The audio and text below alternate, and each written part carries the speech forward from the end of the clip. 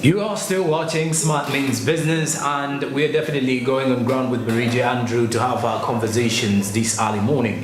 But well, besides that, as we're going on ground, you should be on your phone today and use it for something quite meaningful by investing in government bonds. The USSD code is *292#. You will be ushered into the Zabo platform, and if you have no account yet with Zabo, all you need to do is register, use your national identification number, kickstart off your investment journey the next 24 hours of your registration, and Zabo will give you that advantage. Zabo is a platform by Altex East Africa which says do something new, and all you need to do is invest in government bonds. How sweet and swift will that be for you? It is reliable, effective, and safer to invest in government bonds. The minimum amount for you to utilize this particular time with Zabo is 15,000 Ugandan shillings. The markets on the Zabo platform open at 8:15 a.m. and close at 3:15 p.m. East African Standard Time. All you need to know is that these markets are fully closed on the weekends and on public holidays.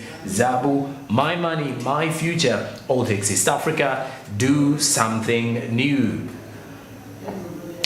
And now we're heading on ground with Barija Andrew for more of the business discussions. Quite lots of us, as the month is starting up, and so does the business community have quite a number of those chances for you to utilize. Let's get on ground with Barija this morning.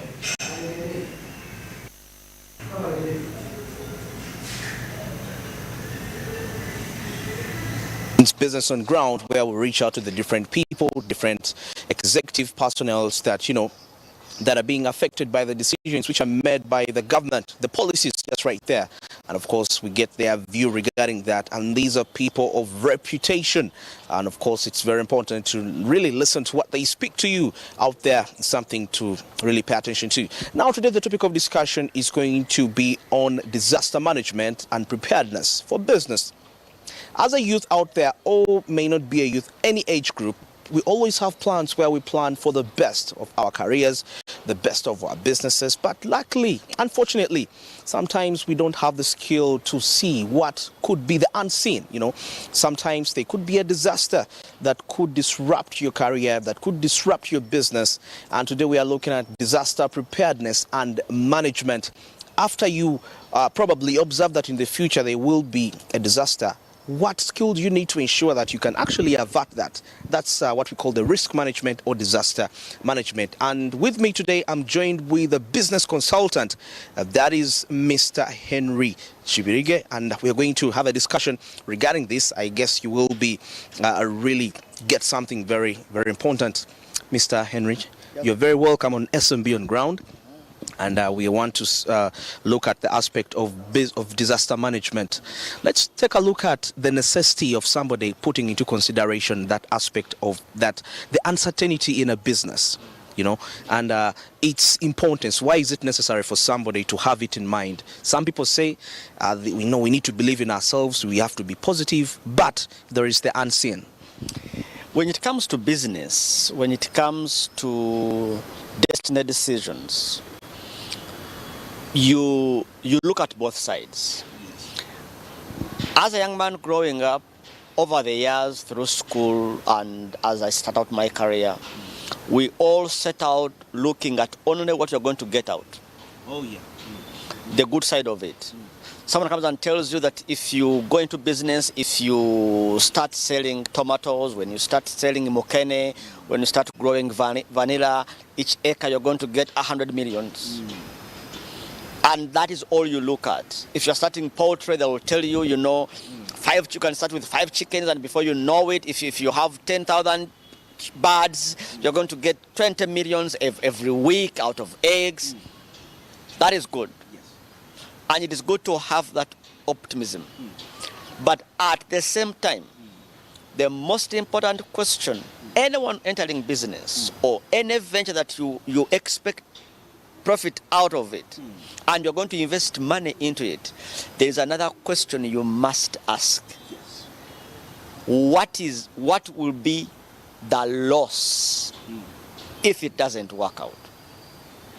If I put in 20 millions, if I put in 50 millions, If I put in 10 millions, if I put in 100 millions, and I'm expecting 30 back, 20 millions back, 50 millions back, okay, if the 20 millions I'm expecting doesn't come back, if the other turns out bad and my tomatoes don't grow and the coffee that I'm taking out doesn't get there, the car gets an accident and it's all burnt, how much am I losing? Exactly.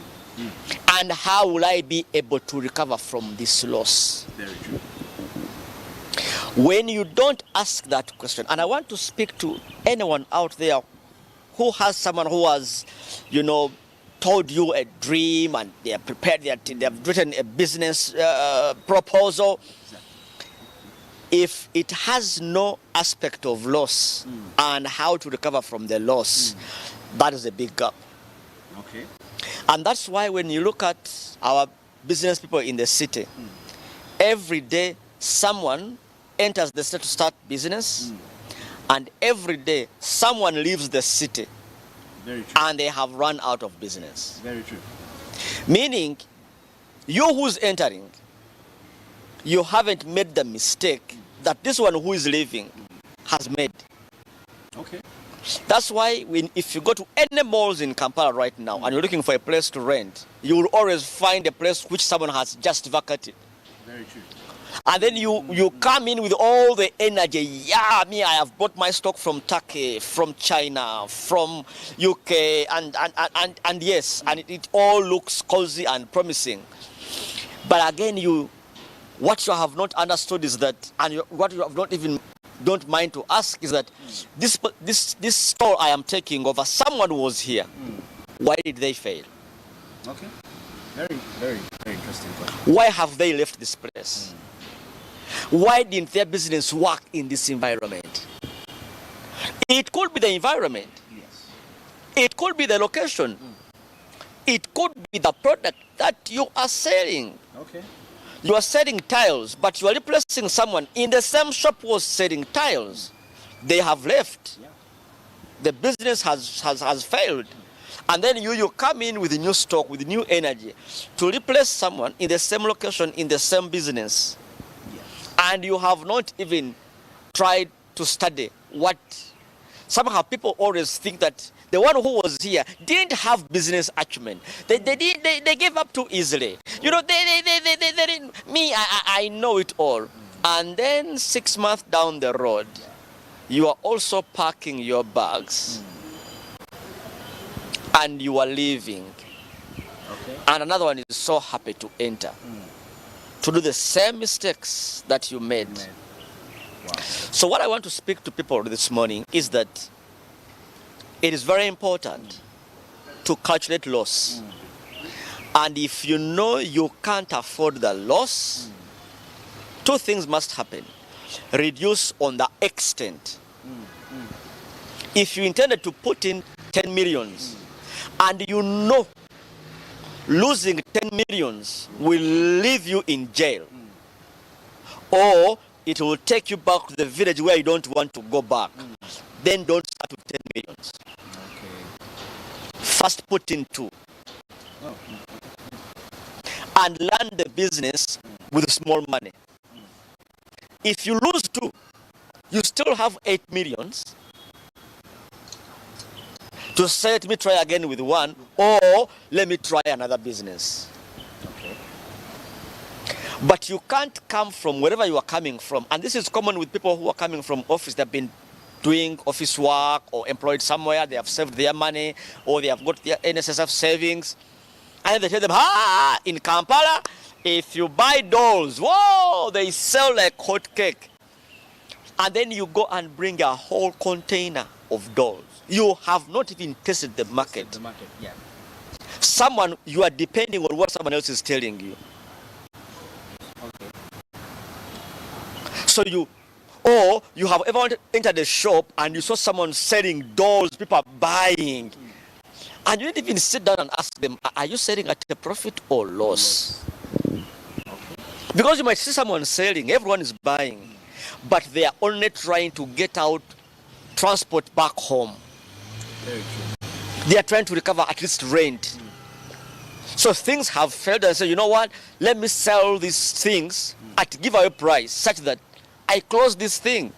Okay. So you come on that day when they have cut the price to half so that they don't spend more time in the shop to pay rent, to pay staff who will be demanding salaries and all these things.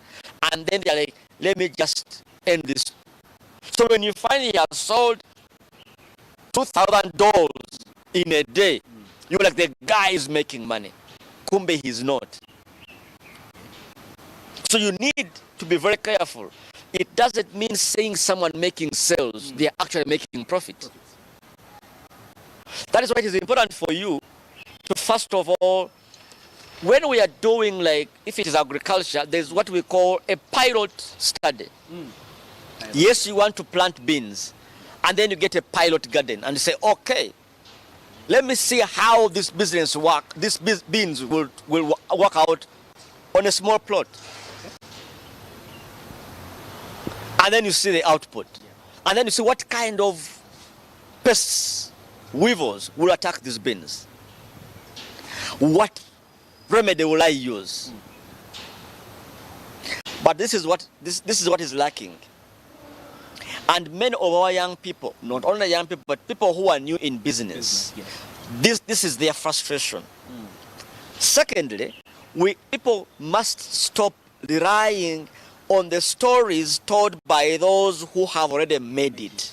No, that's a very important cause, and that's been one of the challenges we face in this generation. That there is that perspective that if so and so did this and they made it, why can't I also do it? And I'll definitely. Because one, the people who have already made it, they don't in most all the time tell us all the stories. They don't tell us the whole truth. Okay. They tell you at that moment what the public can consume. If they dodge taxes, no businessman in Kampala can be on Smart TV and he says, I built these business empires because for 20 years I dodged taxes.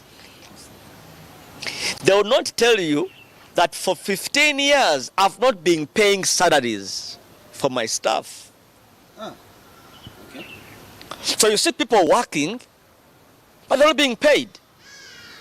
When they get tired of working for free, they go, they recruit new ones. No businessman can tell you that as a strategy. Okay. So they tell you, no, me, I would wake up at 4 and you wake up at 2. They tell you, I would sit all day and you don't even sit, you stand all day. Okay. But there's something they didn't tell you.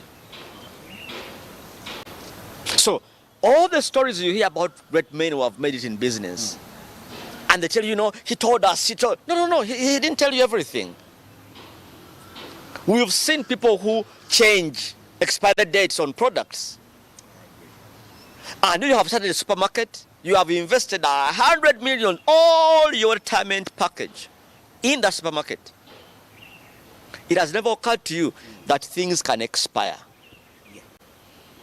And you have stored so much, you don't even know whether the things you have stored in that supermarket, they are all needed by the people where you have put that supermarket. And then 2 years down the road, you realize that the blue band you stocked, people here don't use blue band. The bathing soap you have stocked, people cannot afford to buy bathing soap of 5,000. The some soap they use for washing, the some soap they are comfortable bathing, and yet you stocked plenty of it. And for 2 years you have only sold one box, yet you stocked cartons. Now, we all know that there are those who will go ahead and change the expiry date and they extend it to 2 years. Now they can't come on TV and tell you that. Okay. That is why no one has succeeded in business by relying on the public stories and testimonies given by powerful business people. Oh, Mr. Chirigi, just something small. Now, the question is, what should, if I don't rely on the public, on someone's success story, what could be the best mechanism for me to assess a risk of a business before I really get there. I'm assuming I don't have any experience and I want to do this business. How can I do a proper assessment if I don't hear? Because sometimes we try out people who have done different business, I mean the same business, and they have succeeded. One, I didn't say you don't entirely, but every success story you hear, at the back of your mind, you must know that there's something they have not said. Okay. So when you go out to do business, don't go in full scale when you're starting for the first time. Okay. So start small and get your own story. Okay. And know and see for yourself what they didn't tell you. Yeah, that's interesting. You understand? What they didn't tell you. So you realize that, oh, okay, they didn't tell me about this. Now I know. They didn't say that you can wake up in the morning and they have robbed your shop. Yeah, true. You arrive at your store and it is empty, and you're like, did I enter the? Is this? And it is as empty as you first found it when you were renting it. Everything is gone. That's why it is important. One, if you have never done business, don't start big. Okay. Start small. Yes. Two, get a second, a third, a fifth opinion. Okay. Don't say, I went to Swediga and he told me this, and because of that, now I'm setting out. If you talk to a man, and you're a man, maybe talk to a woman also in the same business. Because we can all be looking at the same thing and another one sees different things. You're looking at the same thing. The challenges a woman faces, which she might call challenges, to the man could be opportunities. What could be challenges to a man, to a woman, there could be opportunities. You understand? So you need to understand that what this one saw as a challenge, this is what this one used it as an opportunity. Now, and then ask yourself, will this also be a challenge to me, or it will be an opportunity? And then that will give you some kind of confidence and ground to see how big you start and how small you start. And then go out. Three, make up your mind not to give up.